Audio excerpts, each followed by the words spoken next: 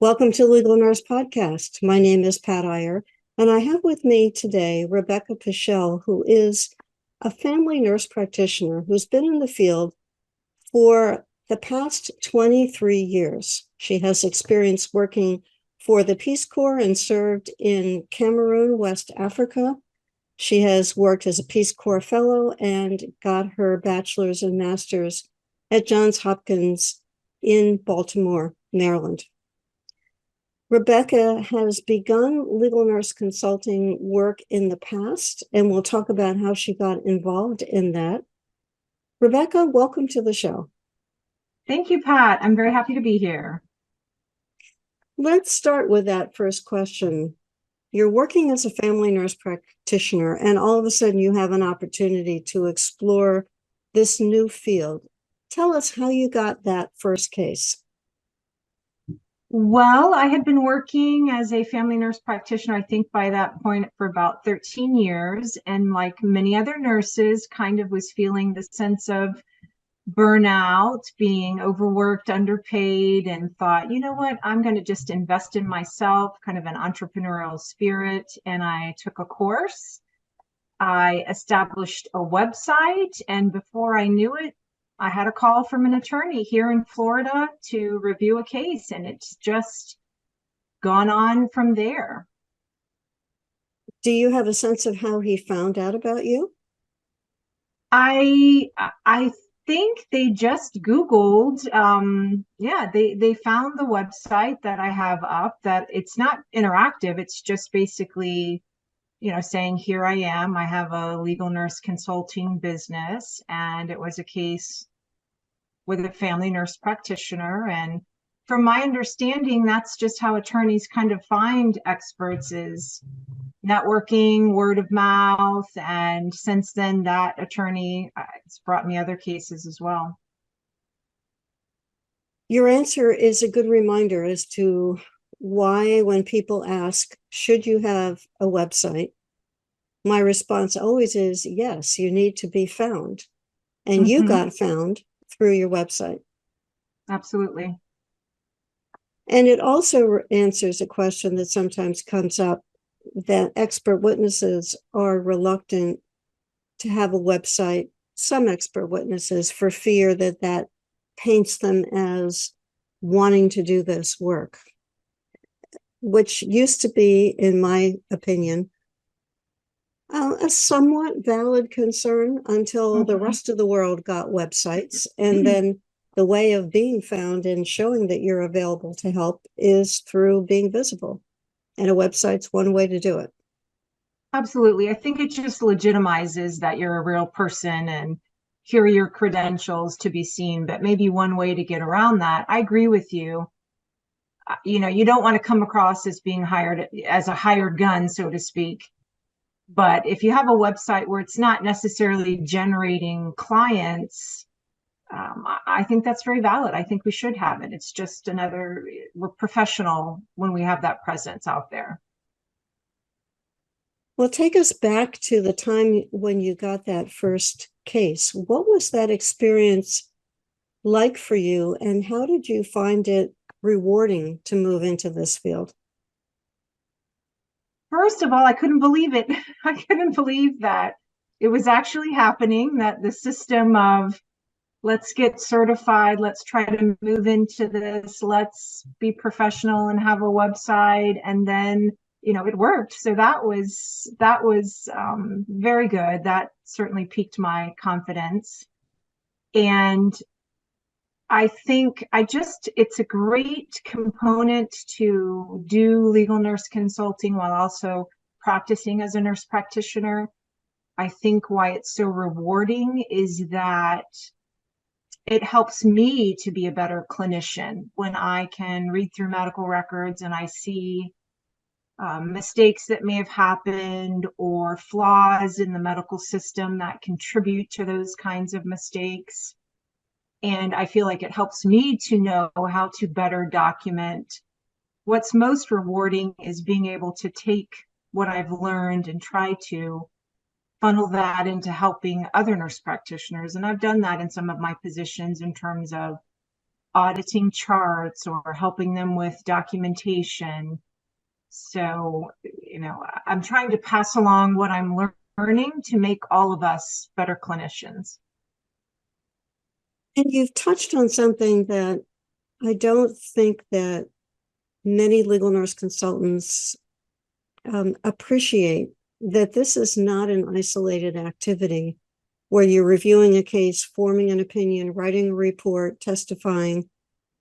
That act can spread into education, to teaching others, hey, I was involved in a case and this is what happened. And this is what we need to do so we don't end up in a similar case. As well as changes within the facilities or medical or nurse practitioner practices that happen as a result of people being involved in cases. That's, I think, one of our Absolutely. ultimate payoffs is we can, through our involvement, help to make sure that this doesn't happen again. Absolutely. Because I think a lot of providers don't realize that it's the entire group, it's the entire practice in terms of, and we can maybe talk about it a little bit more in depth, but it's not just what I'm doing as the provider and how I'm diagnosing the patient, how I'm treating the patient, but it's everything behind the scenes of the person who's making the appointment and how that's communicated and how that person's triaged and how do, abnormal lab results or abnormal test results get communicated to me and communicated to the patient. So it's everybody. It's not just the nurse practitioners and the physicians, it's the MAs, it's the support staff, it's the receptionist. We're all in it together. Mm-hmm. We have listeners all over the world. I just did a tally, and we've got listeners in 105 countries. Not all of them will have the nurse practitioner role that you're describing. So I thought it would be helpful for you to tell us about the levels of supervision and activities that nurse practitioners can provide in this country, and also that may vary from state to state. Yes, and I think for listeners in other countries, certainly it varies tremendously from state to state, and you'd have to really look that up. I can speak certainly to the state of Florida where I practice. And in Florida, for a long time, we could not be independent. More recently, I think it was 2018, you can apply to the Board of Nursing to be an independent nurse practitioner only if you practice in the area of primary care, which also, interestingly, does include psychiatric and mental health nurse practitioners. You have to apply to the board. This is a new thing. You have to submit their required recent continuing education hours, etc. But there are now nurses in Florida who are practicing completely independently. They don't have to have any association, supervision, collaboration with physicians. I think many of us in Florida haven't really made that leap yet, and certainly it only applies if you're working in primary care. For me, although I am working in primary care, I do work in a physician practice. It's one physician and there are 6 nurse practitioners. And in Florida, it's as in many states, because I do review cases all over the United States. And you hear the term supervision, collaboration. It used to be in Florida, we had to have a protocol on file with the Board of Nursing. That's no longer required, although you do have to still have a protocol on site at your practice site. And that protocol is basically a signed agreement between you and the physician that's detailing what you can do and what you can't do. So it's going to vary from site to site. And I guess the take-home message is you have to know how you and the physician you're working with, whoever your supervising physician is, what do they want? You have to discuss that together. When do they want you to consult with them? When do they want to potentially look over your charts? There's no legal requirement to have your charts co-signed by a physician in Florida. So it varies tremendously. That's helpful. And as you were talking, I was thinking about the one physician and the 6 nurse practitioners. And I was thinking you would say the 6 physicians and the 1 nurse practitioner, which is a model that I've also seen. Mm-hmm. It makes me wonder, as I listen to you, about the potential for the misdiagnosis. Where does the knowledge of the nurse practitioner overlap with the physician's knowledge, and where is that situation when a patient comes into the office, say in primary care, and has symptoms that you can't quite determine what's causing them? At what point does the standard of care require the nurse practitioner to then say to a physician, whether that's a supervising physician or a consulting physician, I'm stumped, can you get involved? Well, I think certainly the standard of care requires, if you can't make a diagnosis or you need help talking through it with someone, the standard of care requires that you do that. And perhaps we'll get into it a little bit more about what are the common areas of, negligence against nurse practitioners. Well, that's a big one. And I think that question applies to all of us, whether we're nurse practitioners or physicians. I mean, physicians can get stumped. We all get stumped, but that's the point of you reach out and you talk with your other providers. You consult together, you talk through the symptoms, you put your minds together and figure out what test are you going to order, what's your differential diagnosis. You go at it from a team approach. But I think for any nurse practitioner, whether you are brand new and you've been practicing for a year, or you are me, you've been practicing for 23 years, you have to really know well what you don't know.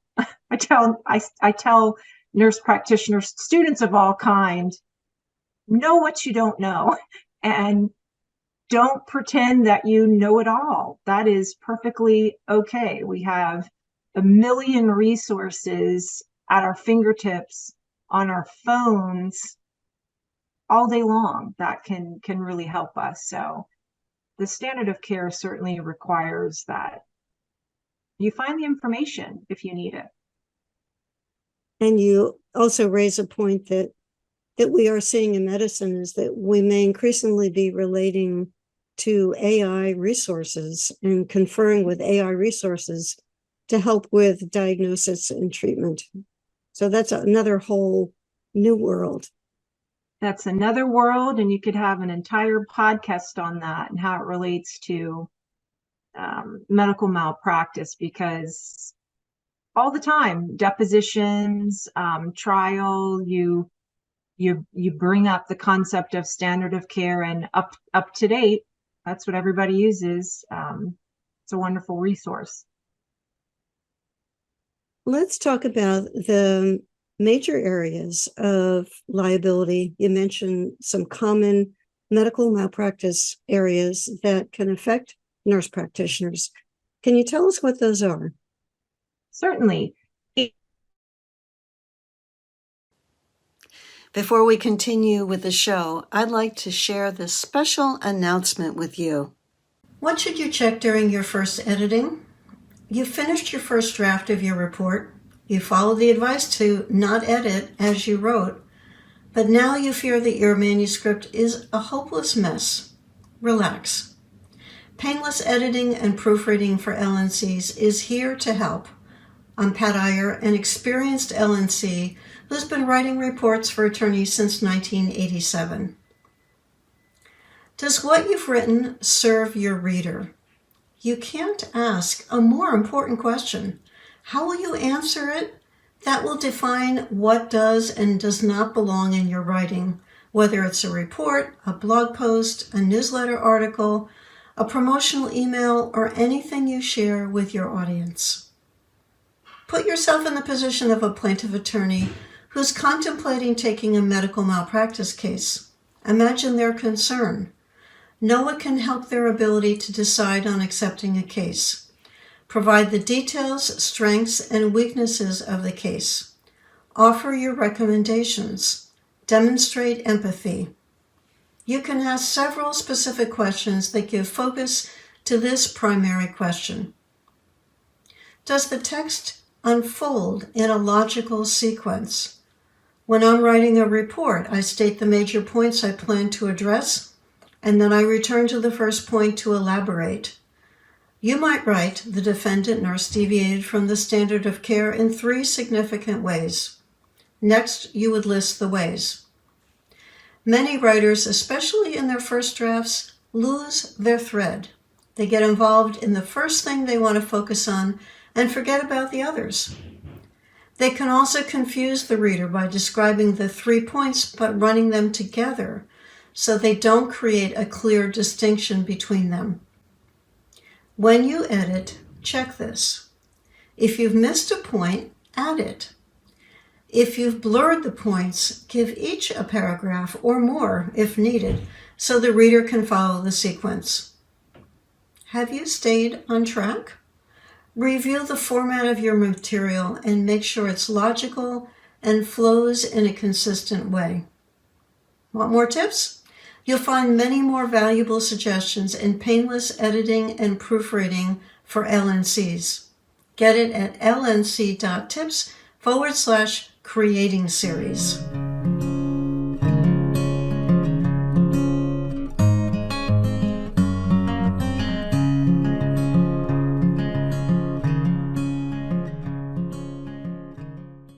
Now let's return to the show. And it's all going to fall under this big umbrella: failure to diagnose, delay in diagnosis, misdiagnosis. That's the overriding umbrella.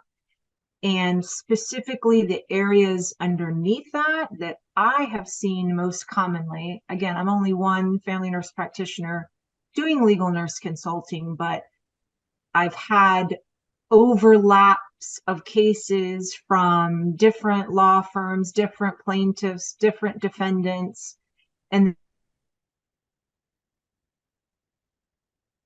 they seem to fall into the categories. There's 4. Sepsis is a huge one, linking back to missing the diagnosis or you failed to diagnose them.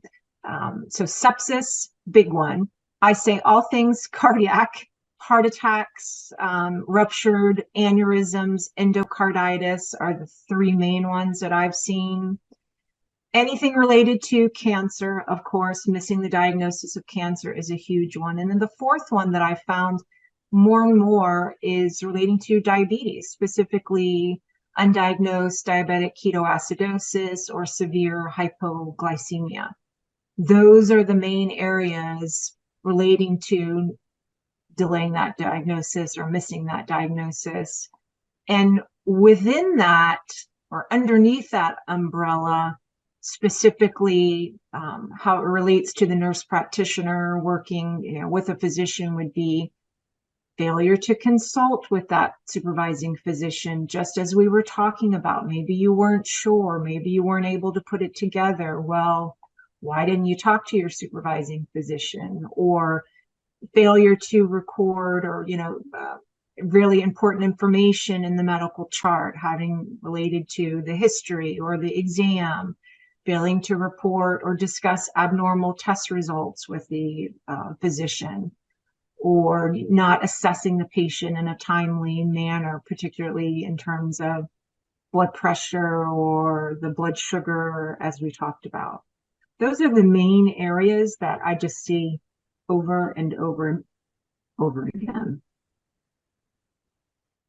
Can you give us some insight about some of the communication issues that may exist in a practice that would be the underpinnings for some of those failures to communicate?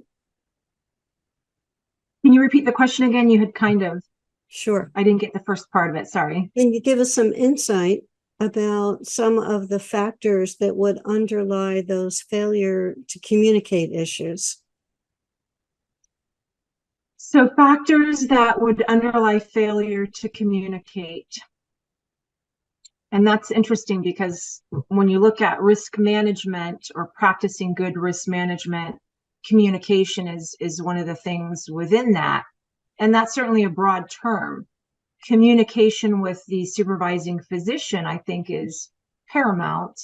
And I would implore all nurse practitioners, when you're working in a new practice, you really have to take the time before you're in there independently seeing patients to have conversations with your supervising physician, to really put on paper, if you can, when are they expecting you to consult with them. You know, I've seen physicians may want, look, every EKG you do, I want to look over it with you. I want to co-sign it with you. Or anytime there's a patient with chest pain, let's discuss that. Anytime you're sending a patient to the emergency room, we need to consult on that. So the point is, you have to have those conversations between the two of you so everybody understands what the expectation is. And it's certainly very wise and very smart to consider putting some protocols in place within a practice as it pertains to those kind of highly litigious type diagnoses or areas. Things like we talked about chest pain, or abdominal pain is a big one, or any kind of cancer related lab results. You have to think about those things and communicate. And then looking beyond just between the relationship or communication between the nurse practitioner and the physician, we're also working with support staff. These folks are our right hands, the MAs, the RNs, the LPNs. You have to have understanding between the two of you of what's going to be communicated to the patient, how is it going to be communicated, how is that going to be recorded in the patient's medical record. You can't always assume that when you ask somebody to do something that it's necessarily going to be done. And when you're looking at litigation, that's imperative. You have to have some sort of system in place that confirms they did what you asked them to do. And so we all have to obviously look through lab results and different things. And so when I sign off on that in an electronic medical record and I put a message to them, I will include in that, this is what I want you to do, XYZ, and I want you to, send it back to me once it's done. So I have that confirmatory, it's been done. Otherwise, it kind of goes out into the universe and people have gotten sued on that, where they think it's done and things fall through the cracks. So communication is imperative. And then the third element of communication, I think, is communicating obviously with the patient. And I would say, as much as humanly possible, try to call your patients back yourself if you can. If you can talk to the patient yourself, I think that always improves the relationship we have with them. You've mentioned electronic medical records and you've mentioned protocols. And as we function in this medical legal environment, we're always looking for, can we get the protocols in discovery?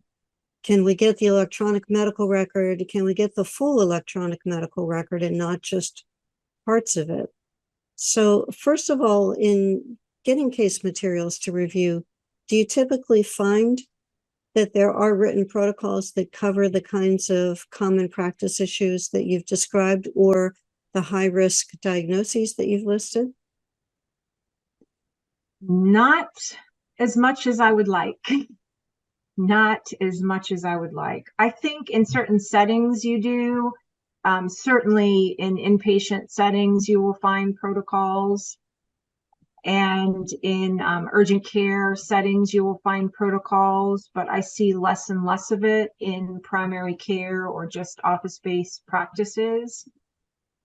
I'd like to see that change, just because I think it's better for everyone to think about it, put it on paper, and then you're establishing in your own facility your standard of care. When you have that kind of complaint or you have this scenario, you have a standard of care in place that is going to protect you as the provider. And I think it's going to protect the patients when we know that it's here's the algorithm of what the standard of care requires that we do about that particular complaint or that diagnosis.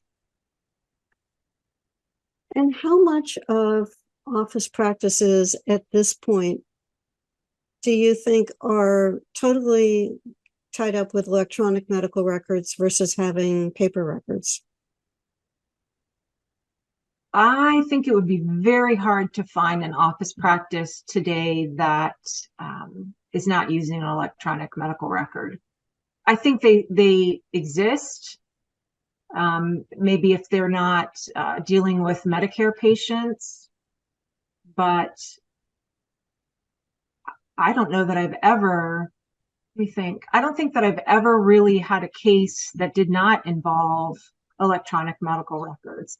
And a lot of times it's a blend of things, right? We have the EMR that we use, but then there's a certain amount of paper, faxes, and other things that come across that are then put into the medical record. But I would be shocked if somebody was completely handwriting things these days.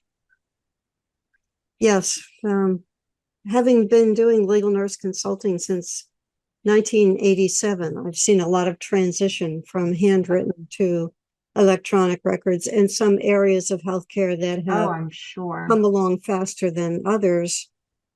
And we are still experiencing in this country areas where there are systems of software that don't communicate with other systems of software, even within the same hospital building, such as an emergency room record that is not retrievable by somebody working on a med-surg unit, just as an example.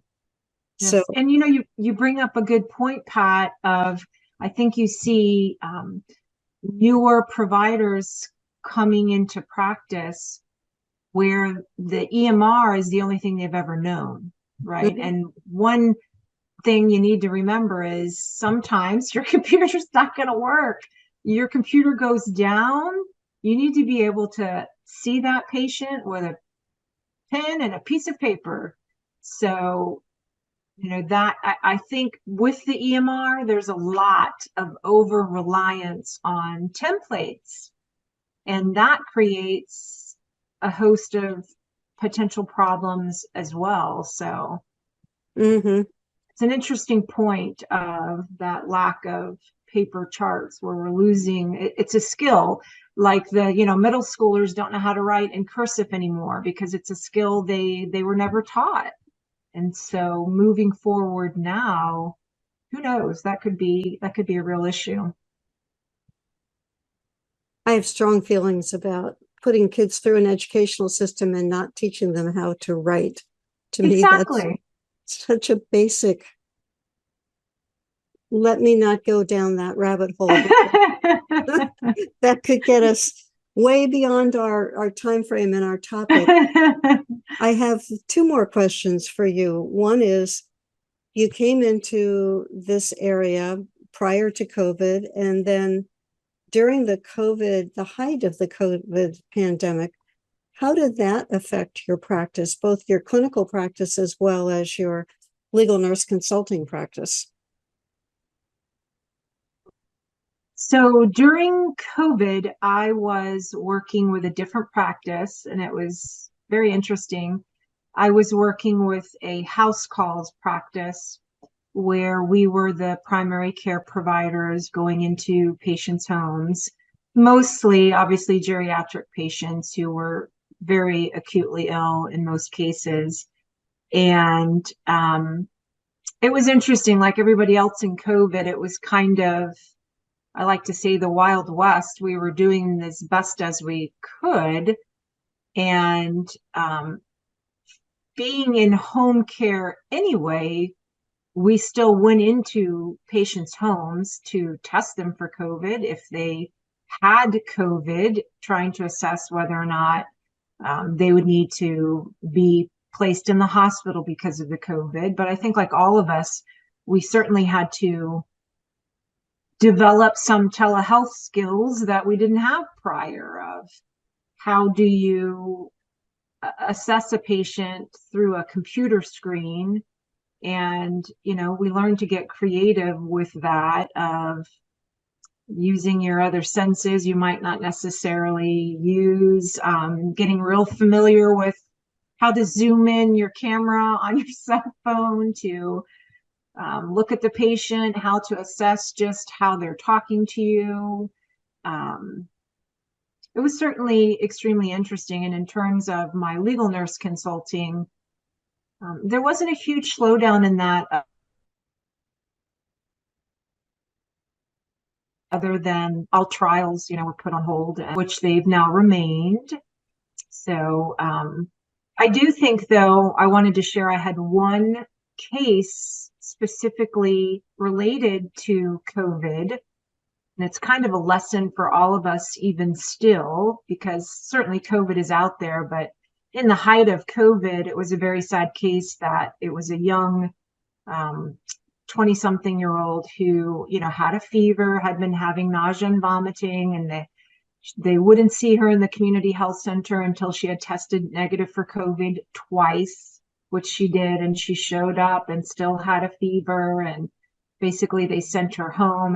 And I think we all got, just because of COVID, you think every fever is COVID. Well, it's not, and that sad individual ended up dying of endocarditis. Simple thing of, if you don't take a medical history to know that she had had a congenital heart defect, it was a very sad case. But I think we learned some good skills for telehealth that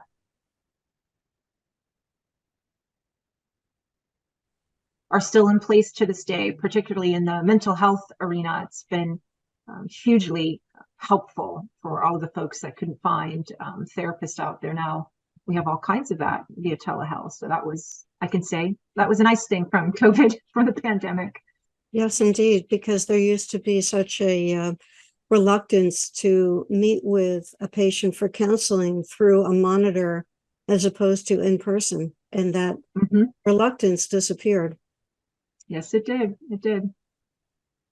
Now, Rebecca, as we wind this up, I know that our listeners are going to want to know how to reach you. And as you answer that, can you share with us the scope of services that you provide? For example, do you do expert work and behind the scenes consulting on a case involving a nurse practitioner, for example? The scope of your services, and then how would our listener or our viewer who's watching this on our Legal Nurse Business YouTube channel find out about connecting with you? What would be the best way for them to do that? So probably the best way, my preference would be just to send me an email. And my email is Rebecca. I don't know if you put this in the show notes, but Rebecca, Rebecca, at Paschall, Paschall, medicallegal.com. Or you could just search me on LinkedIn and message me there. Those, I think, would be my two preferred. I am still sort of testing the waters with the, I would say, ecosystem of social media. And some of that goes back to being an expert witness, of just being very careful to make sure that everything out there on the internet is professional, so legal nurse consulting. But certainly you can reach me those two ways, and I'd be happy to hear from you. And then do you provide expert services and consulting behind the scenes, both? Yes. It's basically both. To be an expert witness, you have to be a practicing nurse practitioner. So I've really never had someone not ask for me to do both, and I get involved in cases in all different stages of the game. I mean, I may be asked to review a case that's in the pre-suit phase, or it's not a lawsuit yet, to simply look at all the records and determine, was there negligence? Does the case have any merit? Many of my cases come to me in that stage of the game, versus there may be a lawsuit already in play. There've already been depositions, and because there's a nurse practitioner involved in addition to a physician, then they need an expert to look at the nurse practitioner care provided. So yes, it's the full gamut. Wonderful. Thank you, Rebecca, so much for sharing time with us, for helping us get a little tiny window into your world and to share with us some of the liability issues and also some of those high risk diagnoses that you enumerated that can lead to litigation. We talked about the documentation being electronic and the fact that protocols might be available or might not be available for the issues that we're evaluating. Be sure to come back next week for a new episode of Legal Nurse Podcast, or click on down below or swipe sideways to come up with our next episode. We appreciate your comments and feedback. And I also wanted to make sure that I mentioned that we continue to provide a monthly legal nurse consulting education unit called LNCEU website, which is a membership program for the opportunity to get one of my newest books, which I'm writing at a very fast clip, and an educational program each month. You can go to lnceu.com and sign up for either a monthly or an annual subscription fee, and that material is available to you, new material every single month, to help increase your knowledge and skills as a legal nurse consultant. This has been Pat Iyer and Rebecca Paschall talking about nurse practitioner liability issues. Take this information, tuck it away, and consider it the next time you're involved in a case with a nurse practitioner. Thanks so much. Thank you. Hi, this is Pat Iyer, and coming up next, you're going to have an opportunity to hear about a dreaded complication that affects our littlest patients. We're talking about necrotizing enterocolitis with Crystal Crawford, who is a neonatal intensive care unit nurse and a legal nurse consultant. Crystal, we covered a lot of territory in your podcast. Can you give our viewer just a few highlights of the topics that we talked about? Sure, Pat. We covered what is the necrotizing enterocolitis, which we often refer to as NEC. We cover what the symptoms are, how it's diagnosed, who is the most vulnerable to get NEC, the nursing responsibilities, including helping transfer the neonate to a higher level of care and what those levels of care are. And then also the implications for the legal nurse consultant when they receive a case that involves necrotizing enterocolitis. You're going to want to be sure to see Crystal Crawford's podcast. Keep her in mind for cases that you are working on that involve neonates, and pay attention to what we share about NEC. This can be a very serious complication with implications for our littlest, most vulnerable, and least able to fight off infection patients. So the medical legal implications can be significant of a case of NEC that is not diagnosed properly, or there's a delay in diagnosis. Coming up next, you will hear from Crystal Crawford on Legal Nurse Podcast.